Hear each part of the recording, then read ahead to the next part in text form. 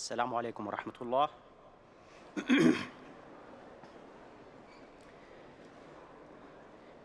أعوذ بالله من الشيطان الرجيم.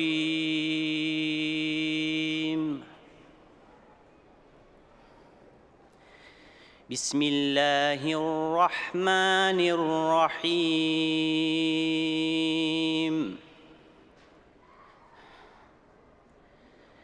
الله لا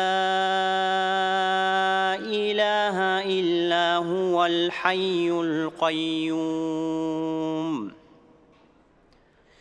لا تأخذه سنة ولا نوم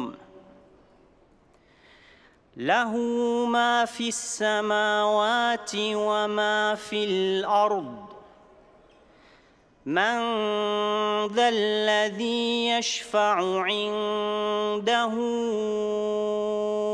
إلا بإذنه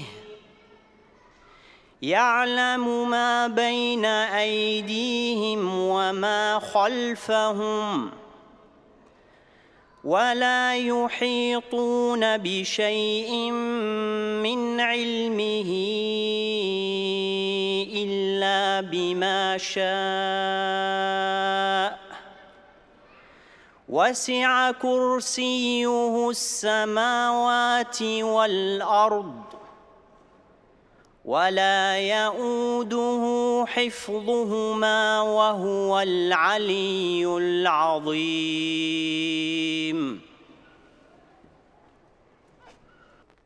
Assalamu alaikum. I seek refuge with Allah from Satan, the accursed one, in the name of Allah, the most gracious and ever merciful. The following is English translation of verse 256 from Surah Al-Baqarah, chapter 2, which was just recited. Allah, there is no God but He, the living, the self-subsisting, and all-sustaining. Slumber seizes Him not, nor sleep.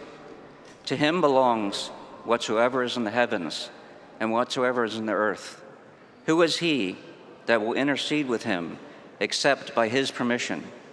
He knows what is before them and what is behind them, and they encompass nothing of His knowledge except what He pleases.